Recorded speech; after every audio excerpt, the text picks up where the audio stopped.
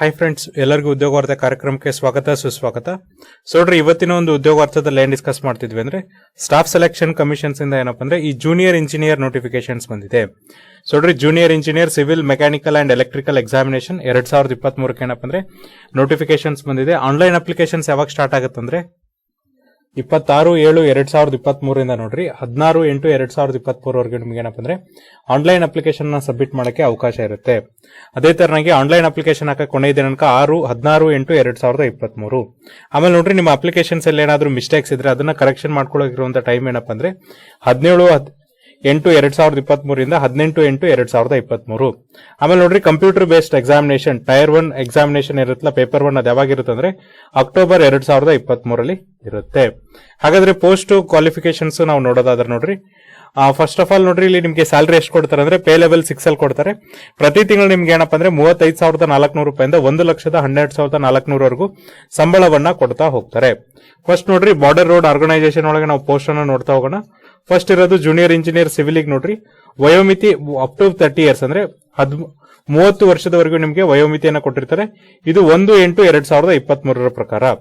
ಇಲ್ಲಿ ನಿಮ್ಮ education qualifications ಏನಂದ್ರೆ degree in civil engineering from A recognised university, ಅಂದ್ರೆ ನೀವು ಸಿವಿಲ್ ಇಂಜಿನಿಯರಿಂಗ್ ಪದವೀಧರ ಆಗಿರಬೇಕು, ಅಥವಾ 3 ವರ್ಷ ನೀವೇನಪ್ಪ ಅಂದ್ರೆ ಸಿವಿಲ್ ಇಂಜಿನಿಯರಿಂಗ್ ಅಲ್ಲಿ ಡಿಪ್ಲೊಮಾ ಮಾಡಿರ್ಬೇಕು.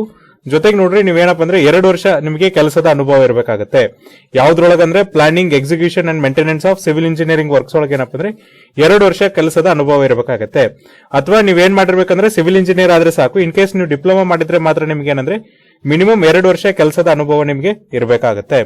ಇದಾದ್ಮೇಲೆ ನೋಡ್ರಿ, junior engineering electrical and mechanical ಒಳಗೆ ಏನಪ್ಪ ಅಂದ್ರೆ ಒಂದು ಎಲೆಕ್ಟ್ರಿಕಲ್ ಅಥವಾ ಮೆಕ್ಯಾನಿಕಲ್ ಇಂಜಿನಿಯರಿಂಗ್ ಅಲ್ಲಿ ನೀವು ಪದವಿಯನ್ನ ಪಡೆದಿರಬೇಕು, ಅಥವಾ ನೀವೇನಾದ್ರೂ ಡಿಪ್ಲೊಮಾ ಮಾಡಿದ್ರಿ ಎಲೆಕ್ಟ್ರಿಕಲ್, ಆಟೋಮೊಬೈಲ್, ಮೆಕ್ಯಾನಿಕಲ್ ಇಂಜಿನಿಯರಿಂಗ್ ಅಲ್ಲಿ, ಅವ್ರು ಸಹ ಎಲಿಜಿಬಲ್ ಆಗ್ತಾರೆ.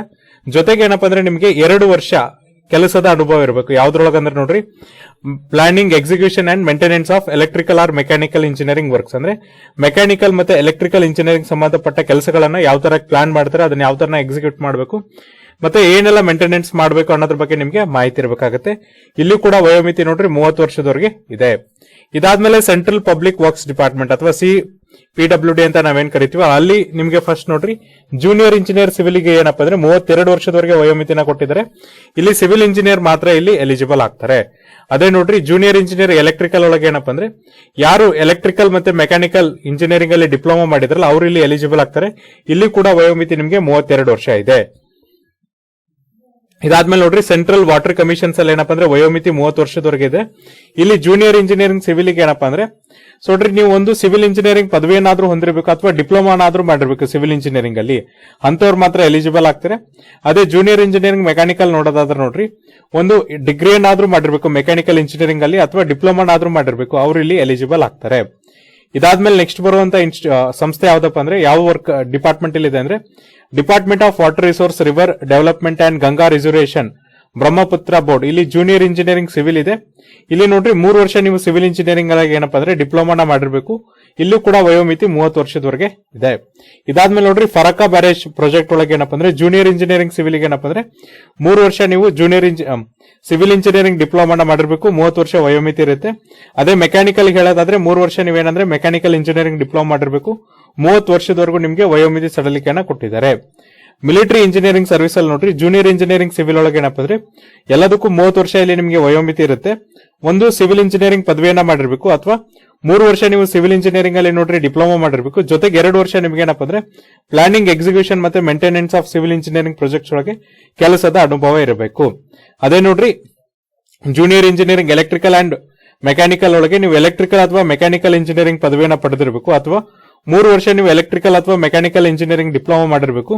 ಜೊತೆಗೆ 2 ವರ್ಷ ನೀವೇನಪ್ಪ ಅಂದ್ರೆ ಎಲೆಕ್ಟ್ರಿಕಲ್ ಅಥವಾ ಮೆಕ್ಯಾನಿಕಲ್ ಇಂಜಿನಿಯರಿಂಗ್ ಫೀಲ್ಡ್ ಅಲ್ಲಿ ವರ್ಕ್ ಮಾಡಿರಬೇಕು, especially planning, execution and maintenance of electrical or mechanical engineering projects ಒಳಗೆ ನೀವು ಕೆಲಸವನ್ನ ಮಾಡಿರಬೇಕು.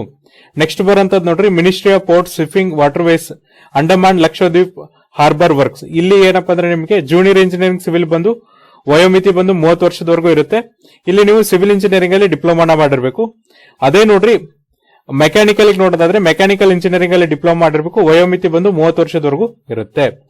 ಇದಾದ್ಮೇಲೆ ನ್ಯಾಷನಲ್ ಟೆಕ್ನಿಕಲ್ ರಿಸರ್ಚ್ ಆರ್ಗನೈಸೇಷನ್ ಒಳಗೆ ನೋಡ್ರಿ, ವಯೋಮಿತಿ ಬಂದು 30 ವರ್ಷ ಇರುತ್ತೆ. ಇಲ್ಲಿ ಜೂನಿಯರ್ ಇಂಜಿನಿಯರಿಂಗ್ ಸಿವಿಲ್ ಗೆ ನೀವು ಸಿವಿಲ್ ಇಂಜಿನಿಯರಿಂಗ್ ಅಲ್ಲಿ ಡಿಪ್ಲೊಮಾ ಮಾಡಿರಬೇಕು. ಜೂನಿಯರ್ ಇಂಜಿನಿಯರಿಂಗ್ ಎಲೆಕ್ಟ್ರಿಕಲ್ ಒಳಗೆ ನೀವು ಎಲೆಕ್ಟ್ರಿಕಲ್ ಇಂಜಿನಿಯರಿಂಗ್ ಅಲ್ಲಿ ಡಿಪ್ಲೊಮಾ ಮಾಡಿರಬೇಕು. ಜೂನಿಯರ್ ಇಂಜಿನಿಯರಿಂಗ್ ಮೆಕ್ಯಾನಿಕಲ್ ಅಲ್ಲಿ ನೀವು ಮೆಕ್ಯಾನಿಕಲ್ ಇಂಜಿನಿಯರಿಂಗ್ ಅಲ್ಲಿ ಡಿಪ್ಲೊಮಾನ ಮಾಡಿರ್ಬೇಕಾಗತ್ತೆ. ಇದಿಷ್ಟೇನಪ್ಪ ಅಂದ್ರೆ ಬೇರೆ ಬೇರೆ ಡಿಪಾರ್ಟ್ಮೆಂಟ್ ಅಲ್ಲಿ ಇರುವಂತಹ ವೇಕೆನ್ಸೀಸ್ ಮತ್ತೆ ಅಲ್ಲಿ ಏನೇನ್ ವಿದ್ಯಾರ್ಹತೆ ಇದೆ ಅಂತ ಹೇಳ್ತಾ ಇದ್ದೀವಿ. ಸೊ ನೋಡ್ರಿ ಎಷ್ಟೆಷ್ಟು ವೇಕೆನ್ಸೀಸ್ ಇದೆ ಅಂದ್ರೆ ಬಾರ್ಡರ್ ರೋಡ್ ಆರ್ಗನೈಸೇಷನ್ ಅಲ್ಲಿ 431 ಪೋಸ್ಟ್.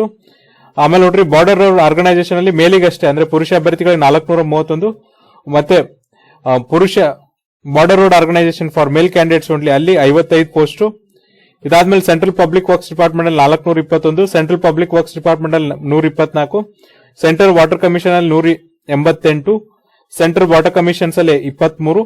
ಇದಾದ್ಮೇಲೆ ನೋಡ್ರಿ ಈ department of water resource development and Ganga reservation ಇಲ್ಲಿ ಯಾವುದೇ ತರನಂತ ವೇಕೆನ್ಸೀಸ್ ಇಲ್ಲಿವರೆಗೂ ಕೂಡ ಇಂಟಿಮೇಟ್ ಮಾಡಿಲ್ಲ. ಫರಕಾ ಬ್ಯಾರೇಜ್ ಅಲ್ಲಿ 15, ಫರಕಾ ಬ್ಯಾರೇಜ್ ಅಲ್ಲಿ 6, ಮಿಲಿಟರಿ ಇಂಜಿನಿಯರಿಂಗ್ ಸರ್ವಿಸ್ ಅಲ್ಲಿ 29 ಮತ್ತೆ 18, ministry of ports and shipping water ways ಅಲ್ಲಿ ಅಂಡಮಾನ್ ಇಲ್ಲಿ 7 ಮತ್ತೆ 1 ಇದೆ, ನ್ಯಾಷನಲ್ ಟೆಕ್ನಿಕಲ್ ರಿಸರ್ಚ್ ಆರ್ಗನೈಸೇಷನ್ ಅಲ್ಲಿ 4 ಮತ್ತೆ 1 ಇದೆ ಮತ್ತೆ 1 ಇದೆ. ಒಟ್ಟು ನೋಡ್ರಿ 1324 ಜೂನಿಯರ್ ಇಂಜಿನಿಯರಿಂಗ್ ಹುದ್ದೆಗಳಿಗೆ ಏನಪ್ಪ ಅಂದ್ರೆ ಇವರು ಕಾಲ್ ಫಾರ್ಮ್ ಅನ್ನ ಮಾಡಿದ್ದಾರೆ.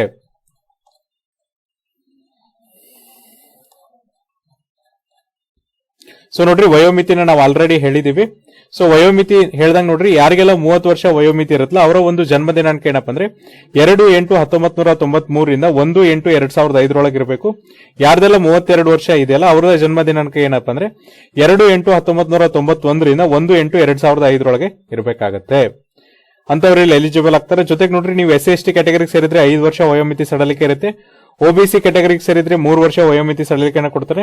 ವಿಕಲಚೇತನರಿಗೆ 10 ವರ್ಷ ವಯೋಮಿತಿ ಸಡಲಿಕೆ ಕೊಡ್ತಾರೆ. ಮಾಜಿ ಸೈನಿಕರಿಗೆ 3 ವರ್ಷ ವಯೋಮಿತಿ ಸಡಲಿಕೆಯನ್ನ ನಿಮ್ಗೆ ಇಲ್ಲಿ ಕೊಡ್ತಾ ಹೋಗ್ತಾರೆ.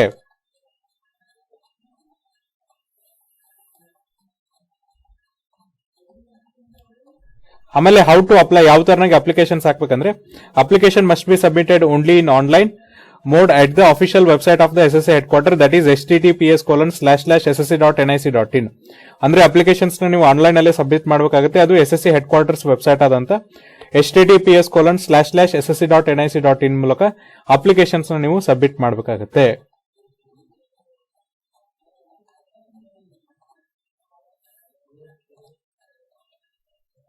ಆಮೇಲೆ ನೋಡ್ರಿ ಸೆಂಟರ್ ಫಾರ್ ಎಕ್ಸಾಮಿನೇಷನ್ಸ್ ನೋಡೋದಾದ್ರೆ ಕರ್ನಾಟಕದಲ್ಲಿ ಎಕ್ಸಾಮಿನೇಷನ್ ಸೆಂಟರ್ ಎಲ್ಲಿರುತ್ತೆ ನೋಡ್ರಿ ಬೆಳಗಾವಿ, ಬೆಂಗಳೂರು, ಹುಬ್ಬಳ್ಳಿ, ಕಲಬುರಗಿ, ಮಂಗಳೂರು, ಮೈಸೂರು, ಶಿವಮೊಗ್ಗ, ಉಡುಪಿ ಇಲ್ಲೇನಪ್ಪ ಅಂದ್ರೆ ನಿಮ್ಮ ಎಕ್ಸಾಮಿನೇಷನ್ ಸೆಂಟರ್ ಇರುತ್ತೆ.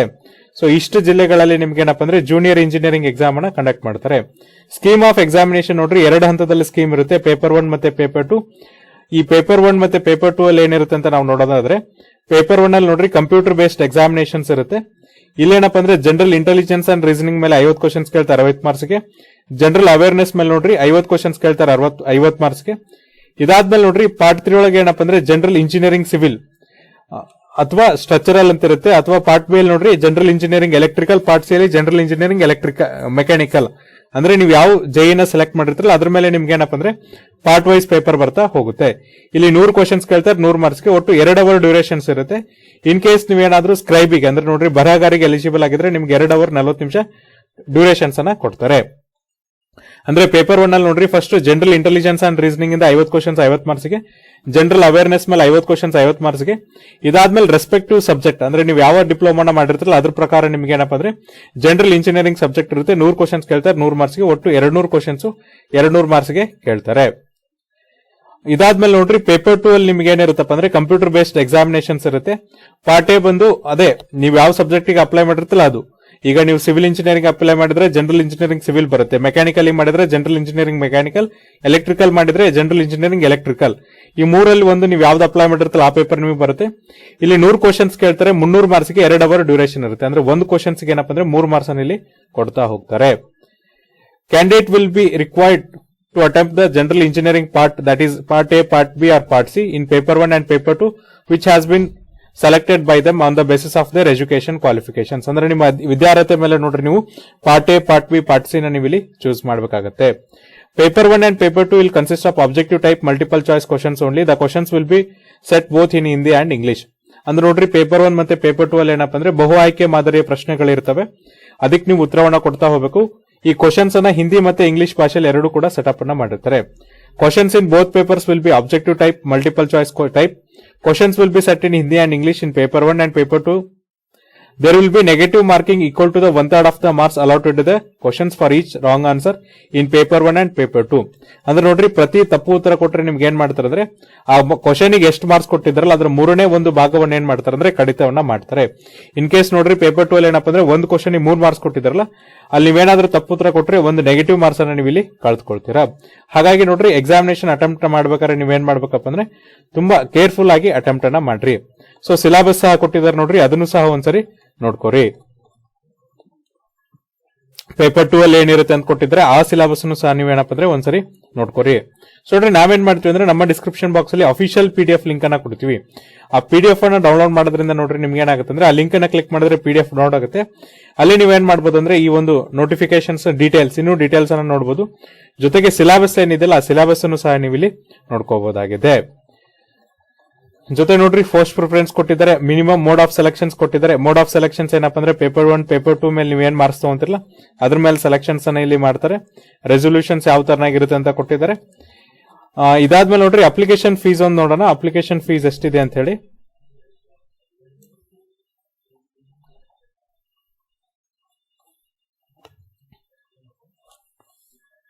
ಸೊ ನೋಡ್ರಿ, ಅಪ್ಲಿಕೇಶನ್ ಫೀಸ್ ಇಲ್ಲಿ ನೋಡೋದಾದ್ರೆ ಪಿ ಪೇಯಬಲ್ 100 rupees ಓನ್ಲಿ, ಅಂದ್ರೆ 100 ರೂಪಾಯಿನ ನೀವು ಪೇ ಮಾಡಬೇಕಾಗುತ್ತೆ.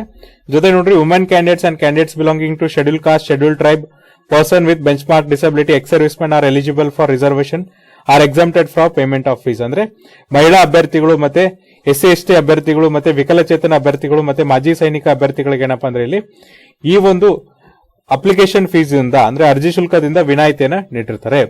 ಫೀಸ್ ಅನ್ನ ನೀವೇನ್ ಮಾಡಬಹುದು ಅಂದ್ರೆ ಆನ್ಲೈನ್ ಪೇ ಮಾಡಬಹುದು ಬೈ ಯೂಸಿಂಗ್ ಏನಪ್ಪಾ ಅಂದ್ರೆ Bhim UPI, net banking, Visa, Master, Maestro, RuPay, credit ಮತ್ತೆ ಡೆಬಿಟ್ ಕಾರ್ಡ್ ಯೂಸ್ ಮಾಡಿಕೊಂಡು ಪೇ ಮಾಡಬಹುದಾಗಿದೆ.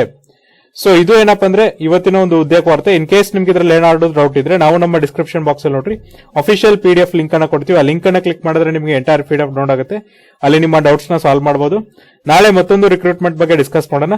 ಅಲ್ಲಿವರೆಗೂ ನೋಡ್ತಾ ಇರಿ ಉದ್ಯೋಗ ವಾರ್ತೆ ಕಾರ್ಯಕ್ರಮ. Thank you.